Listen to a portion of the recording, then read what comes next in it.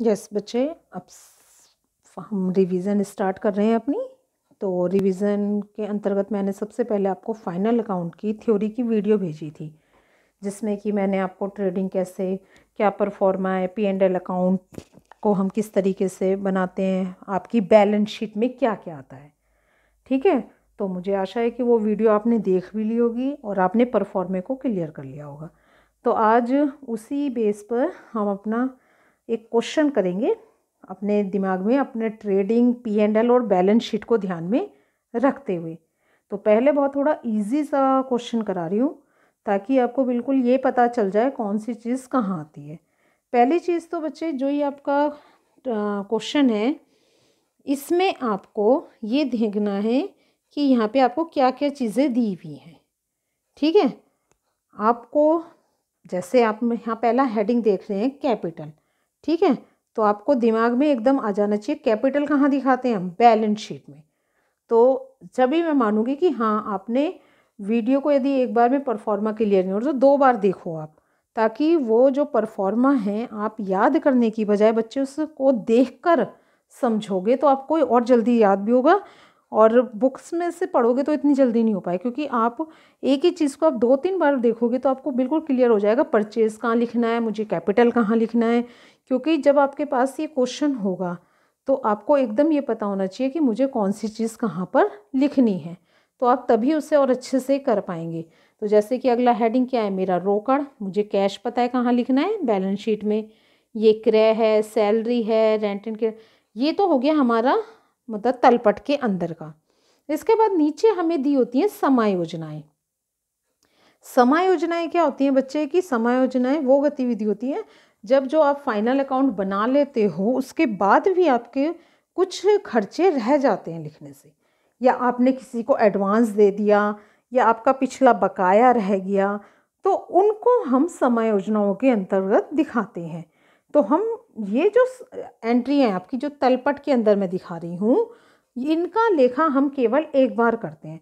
जैसे कि मैंने कैपिटल हेडिंग बोला, तो कैपिटल मैं एक ही बार कहाँ दिखाऊंगी, बैलेंस शीट में। लेकिन यहाँ देखो, यहाँ क्या लिखा हुआ है, अंतिम रहतिया 32,000 रुपये।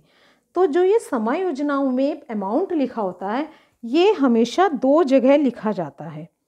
ठीक है, जैसे कि मान लीजिए ये जो आपका अंतिम रहतिया है, एक बार तो मैं ट्रेडिंग अकाउंट में दिखाऊंगी और एक बार मैं कहाँ दिखाऊंगी, आपके बैलेंस शीट में। ठीक है, ऐसे ही आपका पूर्वदत्त कर है। पूर्वदत्त कर को हम इंग्लिश में बोलते हैं प्रीपेड एक्सपेंस। ये प्रीपेड एक्सपेंस क्या होता है कि आपने पहले बहुत मतलब पहले से ही पहले टैक्स का भुगतान कर दिया है। तो एक बार मैं इसको अपने P&L अकाउंट में दिखाऊंगी और एक बार मैं इसको दिखाऊंगी आपके बैलेंस शीट में। तो तलपट में और समायोजना में ये सबसे बड़ा अंतर है कि जो तलपट में चीज़ें दी हुई हैं उनको आप एक ही बार दिखाओगे, और जो समायोजना में लिखी हुई हैं वो आप 2 बार दिखाओगे। तो परफॉर्मे में आपने देखा भी था बच्चे, ये आपका परफॉर्मा था। हम स्टार्टिंग कैसे करते हैं, ट्रेडिंग एंड आपके P&L अकाउंट। एज ऑन में हम आपकी जो क्वेश्चन में ईयर दिया हुआ 31 मार्च 2016, तो एज ऑन में मैं क्या लिखूंगी, 31 मार्च 2016। ठीक है, तो अब हम अपना लिखना स्टार्ट करेंगे। तो आपने परफॉर्मे में क्या देखा था बच्चे, कि यहाँ सबसे पहले क्या लिखा हुआ था, आपका स्टॉक। ठीक है, तो अब अपना क्वेश्चन ये ध्यान में रखिए और हम सबसे पहले अपना यहाँ पे देखते हैं हमारा ओपनिंग स्टॉक कितना दिया हुआ है, वो हम यहाँ लिखेंगे 2 ओपनिंग स्टॉक। ठीक है, तो वो ओपनिंग स्टॉक हमें क्वेश्चन में इसने दे रखा है आपका 24,600। ठीक है बेटा, 24,600। इसके बाद इसने हमें परचेज दे रखी है, लेकिन इसमें परचेज रिटर्न नहीं है। ठीक है, तो हम परचेज हैं तो हम यहाँ लिखेंगे 2 परचेज। ठीक है, अब आपको ये यहाँ पे ध्यान रखना है, यदि आपको परचेज रिटर्न नहीं दे रखी है इसने, तो आप डायरेक्ट परचेज को यहाँ लिख देंगे। यदि रिटर्न दिया होता तो मैं यहाँ लिखती और इसमें से माइनस करके तब दिखाती। तो इसने जो मुझे परचेज दिया हुआ है वो आपका दे रखा है परचेज इसने 80,000। ठीक है, इसके बाद बाकी हमारी यहाँ आती थी वेजेस, फैक्ट्री लाइट। फैक्ट्री से संबंधित हम अपने सारे खर्चे यहाँ पे दिखाते थे, लेकिन इस क्वेश्चन में और कुछ नहीं दे रखा है तो आप इसको यहीं छोड़ेंगे। अब हम जाएंगे बाय साइड में। बाय में हम दिखाएंगे पहले सेल्स। ठीक है, मैं क्वेश्चन की पिक आपको अलग से भेज दूंगी जब आप इस वीडियो को देखेंगे। चाहे तो आप अपने बुक को पास रखिएगा, ये क्वेश्चन को अपने सामने रख लीजिएगा। तो यहाँ सेल्स दे रखी है आपको 1,12,000 आपके 800 रुपये। ठीक है, ये इसने सेल्स दे रखी है। इसके बाद जो सेल्स रिटर्न दिए होते हैं यहाँ माइनस लगाते हैं या लेस लिखते हैं बच्चे। फिर यहाँ लिखेंगे सेल्स रिटर्न, वो इसने दे रखी है मुझे 800 रुपये। तो यहाँ इसमें से मैं माइनस कर दूंगी तो 1,12,000 ये आपका आ गया है सेल्स। ठीक है, ये कटा हुआ कुछ नहीं है, ये 1,12,000 है। ठीक है, इसके बाद हमें जो क्लोजिंग स्टॉक अभी मैं 32,000 बता रही थी हम वो लिखेंगे बाय क्लोजिंग स्टॉक आपका 32,000 रुपये। ठीक है, जब अब यहाँ कुछ घटाने के लिए नहीं है तो आप इसे थोड़ी सी दूरी पर लाकर यहाँ पे इसे हम क्लोज कर देंगे बच्चे। और ध्यान रखिएगा ये सामने सामने। ठीक है, अभी आप इसे यहीं छोड़ दो। अब हम क्या करेंगे, जो हमारे नीचे के खर्चे हैं, मीन्स ये तो हमारा क्या बना है आपका ट्रेडिंग। अब हम P&L के खर्चे। ठीक है, P&L लिखना शुरू करेंगे। हमें सैलरी दी हुई है तो मैंने यहाँ लिखा टू सैलरी। सैलरी इसने दे रखी है हमें 6,000 रुपये। ठीक है, इसके बाद हमें इसने दे रखा था टू टैक्स एंड रेंट। तो हमारा प्रीपेड भी आया हुआ था। तो जब भी आप ऐसे खर्चे लिखो तो पहले समायोजना में ज़रूर देखो कि उसने कोई प्रीपेड या आउटस्टैंडिंग तो नहीं दे रखा। यदि यहाँ दे रखा है तो आप इसे अंदर ही लिखोगे, इस बॉक्स के अंदर यहाँ पे बड़े वाले में। ठीक है, फिर यहाँ लिखोगे। यदि आउटस्टैंडिंग होता तो बेटा मैं यहाँ प्लस लगाती, क्योंकि अदत आदमी आपका खर्चा आउटस्टैंडिंग है तो आप उसे प्लस करेंगे और प्रीपेड है तो माइनस, क्योंकि प्रीपेड का मतलब आपने एडवांस में दे रखा है। तो यहाँ आ जाएगा प्रीपेड टैक्स, वो हमें इसने दे रखा है आपका 600 रुपये। और ये लाइन यहीं तक खींचनी है बस, इसको घटा के डायरेक्ट हम यहाँ लिख देंगे 4,200 रुपये। ठीक है, इसके बाद इसने दे रखा है हमें इसने टू जर्नल एक्सपेंस। तो टू जर्नल एक्सपेंस हमें दिया हुआ है इसने 3,000। ये तो आप कोशिश भी ये करिए कि जो भी इसने आपको खर्चे दे रखे हैं वो आप उस सीक्वेंस से ही चलाएं।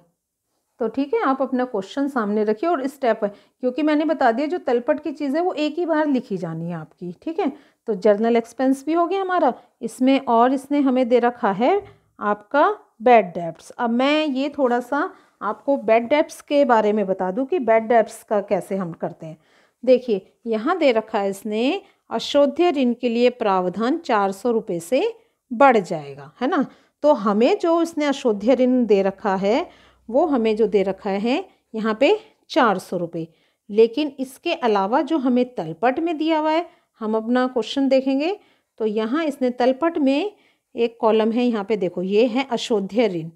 आप इसे देखो, ये यहाँ जा रहा है 500 रुपये। ठीक है, एक होता है आपका अशोध्य ऋण प्रावधान। ये ध्यान रखिएगा बच्चे, ये जो प्रावधान होता है ये क्रेडिट में दे रखा होता है बच्चे। ठीक है, दोबारा दिखा रही, देखो ये अशोध्य ऋण है, ये आपका है 500 रुपये। अशोध्य ऋण प्रावधान है, ये आपका है, ये आपका 600 रुपये। तो अशोध्य ऋण और प्रावधान में अंतर है।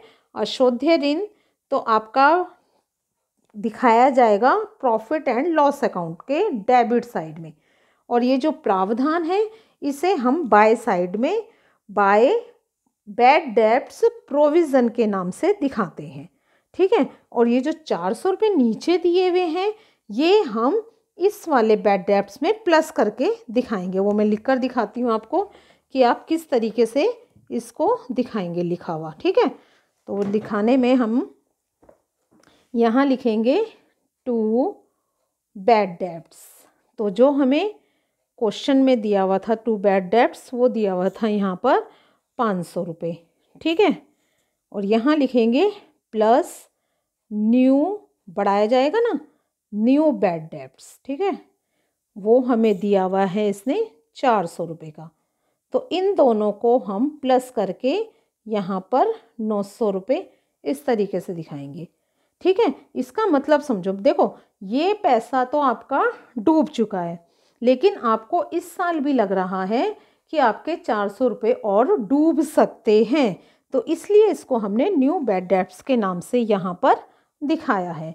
ठीक है, अगला हेडिंग है था इसमें हराश। हराश की व्यवस्था कीजिए प्लांट पर 10% और फर्नीचर पर 15%। तो ये हराश क्या होता है बच्चे? जो भी इसकी कीमत है, जो मैंने आपको यहाँ पे नाम लिया है, जैसे कि प्लांट लिया है मैंने, है ना, तो प्लांट की जो कीमत होगी, जैसे कि हमें क्वेश्चन में दे रखा है प्लांट, आप यहाँ लिखेंगे प्लांट, और इसका मैं डेप निकालना बता रही हूँ आपको किस तरीके से निकालते हैं। प्लांट हमें दे रखा था इसने 30,000 का। ठीक है, इसने कहा 30,000 पे 10%, तो 10% कितना आ गया बच्चे? ये आ गया 3,000 रुपये। तो ये जो 3,000 रुपये डेप आया है, इसको आप यहाँ लिखेंगे heading to depreciation on assets.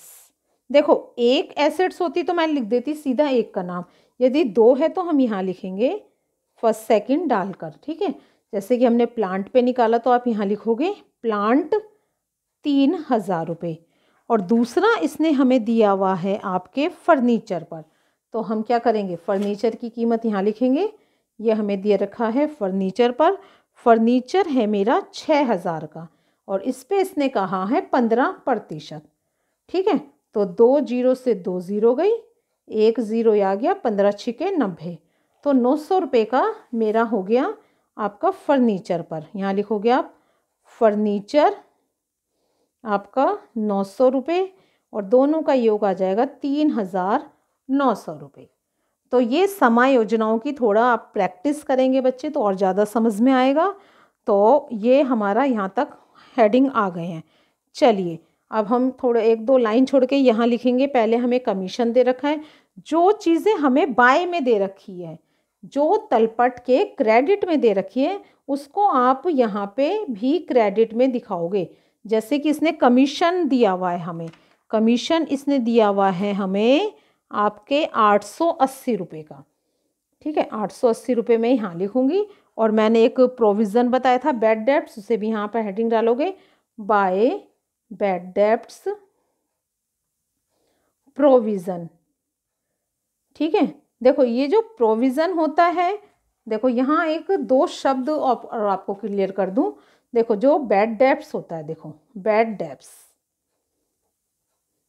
ये क्या होता है बैड डेब्ट्स? ये तो पैसा आपका डूब गया है, ये मान लिया आपने। ठीक है, तो फिर इसके बाद आपको कई बार क्वेश्चनों में देनदारों पर संदिग्ध ऋणों के लिए संचिति मिलती है, जैसे कि वहाँ लिखते हैं हम संदिग्ध ऋणों के लिए देनदारों पर संचिति करिए, तो ये बैड डेब्ट्स आपको तलपट में मिलेगा। ठीक है, जो आपको संदिग्ध ऋणों पर संचिति करनी है वो हमेशा इसमें प्लस होता है न्यू बैड डेब्ट्स रिजर्व। तो ये आप अपने अंदाजे से और रिजर्व करके रख रहे हो कि आपको लग रहा है देनदारों का 5% हमें अभी नहीं मिल पाएगा। ठीक है, और जो ये शब्द है प्रावधान, इसे हम इंग्लिश में बोलते हैं प्रोविज़न, बैड डेब्ट्स प्रोविज़न। इन दोनों का अंतर समझो। रिजर्व का मतलब है कि यहाँ आपको डाउट है ये पैसा नहीं मिल पाएगा, और यहाँ ये पैसा आपको मिल चुका है, इसीलिए हम इसे क्रेडिट में दिखाते हैं। तो रिजर्व हमारा बैड डेब्ट्स रिजर्व हमारा 2 में आएगा, ये पैसा हमें अभी तक नहीं मिला है, और बैड डेब्ट्स प्रोविज़न हमारा बाय में आएगा, ये हमें पैसा मिल चुका है। तो ये हम प्रोविज़न के डाल देंगे, हमारे को प्रोविज़न दे रखा है इसने 600 रुपये। ठीक है, तो ये अब हम इसका पहले देखो लिखने का हमारा काम पूरा हो गया। अब हम इसका ग्रॉस प्रॉफिट निकालेंगे। उसके लिए हम क्या करेंगे बच्चे, पहले इन दोनों का योग करो, ठीक है। तो इन दोनों का योग कितना आ जाएगा, देखो ये आपका 600, ये 4 और ये 8 9 10, 1,04,600 आ गया। अब इधर का जोड़ लो आप, है ना, इधर का जोड़ लोगे तो ये कितना आ रहा है आपका, ये आ जाएगा 4 4 1,44,000 और इधर आ रहा है 4,000। देखने से पता चल रहा है जो अमाउंट ज़्यादा आ रहा है उसको आप इस ब्लॉक में दोनों में लिख दो। पहले तो यहाँ मैंने लिख दिया 1,44,000 और यहाँ भी मैंने लिख दिया 1,44,000, ठीक है बच्चे। अब इसका क्या मतलब है, ये आया है और ये आपने खर्चा करा है, ठीक है। तो अब 1,44,000 में से मैं आपका 1,04,600 ये घटा दूंगी, तो 400 यहाँ से आ गए, 9 ये 3, तो आपका क्या आ गया ग्रॉस प्रॉफिट, 39,400। जब कमी इधर आएगी बच्चे तो ये आपका ग्रॉस प्रॉफिट है। तो आप यहाँ लिखेंगे 39,400 और कमी इधर आएगी तो यहाँ हमें हानि होती है, हम लिखते हैं ग्रॉस लॉस। तो मैं यहाँ लिखूंगी, देखो ये 2 है ना, ये बाय में ट्रांसफ़र होगा, फिर यहाँ लिखेंगे हम बाय, ये CD था ग्रॉस प्रॉफिट का, यहाँ लिखेंगे ग्रॉस प्रॉफिट BD 39,400, ठीक है। अब बिल्कुल सेम इसी तरीके से क्या करना, आप इन सब का टोटल करना और इन सब का टोटल करना। अब मैं नहीं कर रही हूँ, आप खुद करोगे, ठीक है। जो ज़्यादा आएगा वो आप यहाँ लिख देंगे, ठीक है बच्चे। यदि कमी इधर आ रही है तो मैं आपको बता रही हूँ कमी इधर ही आएगी, मैं आंसर लिख कर दे रही हूँ, लेकिन प्लस माइनस आप खुद करेंगे। तो वो आएगा, यहाँ आप लिखोगे टू नेट प्रॉफिट 22,880, ठीक है। और इसका योग आ रहा है 40,890। लो मैंने ये भी लिख कर दे दिया है आपको, बाकी आप इसको घटाने का और प्लस माइनस करने का वो चेक आप खुद करोगे, ठीक है। तो ये अभी हमारा आधा क्वेश्चन हुआ है बच्चे, ठीक है। अब हम क्या बनाएंगे, इसकी बैलेंस शीट, ठीक है। तो बैलेंस शीट के लिए ये आपका परफॉर्मा हो गया। बैलेंस शीट एज ऑन हम यहाँ पे लिखेंगे 31 मार्च 2016, ठीक है।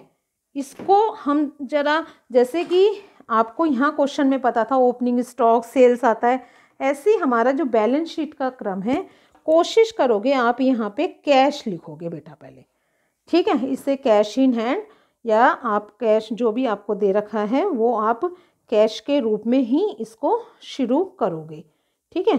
तो चलिए इसको हम स्टार्ट करते हैं। तो ये आपकी कैश आ गई है, यहाँ पे कैश मुझे दे रखी है इसने 2,080 रुपये, ठीक है।